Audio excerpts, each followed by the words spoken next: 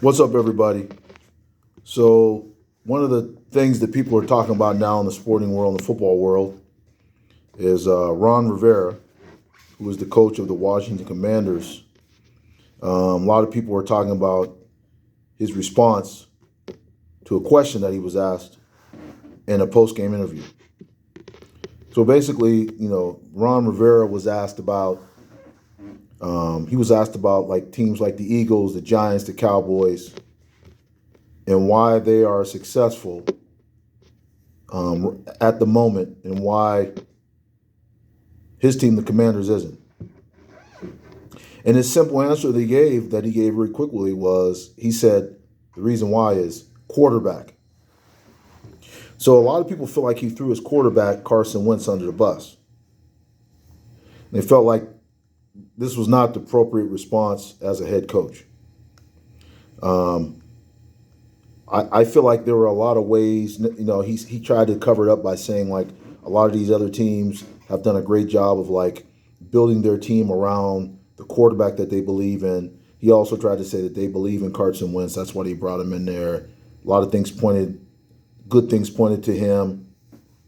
But it was wrong for him to do this. He could have just said, we all need to play better. I need to coach better. I need to coach the offense better. I need to coach every position better. My coaches need to do a better job. That's how a lot of coaches handle that. They don't specifically point out a player. Years ago, Scott Norwood missed a kick to lose the Super Bowl for Buffalo. And I don't think Marv Levy, when they asked Marv Levy what happened today, he came out and said, hey, we need to kick better. We need to make field goals at the end of the game. I don't think he said that. He said we lost today as a team, right? So you don't want to just put the blame or throw a guy under the bus as the coach. That was a bad move. And I think part of that is I think Ron Rivera. I mean, he played for Mike Ditka, who was the coach of the '80s Bears, coach for the New Orleans Saints.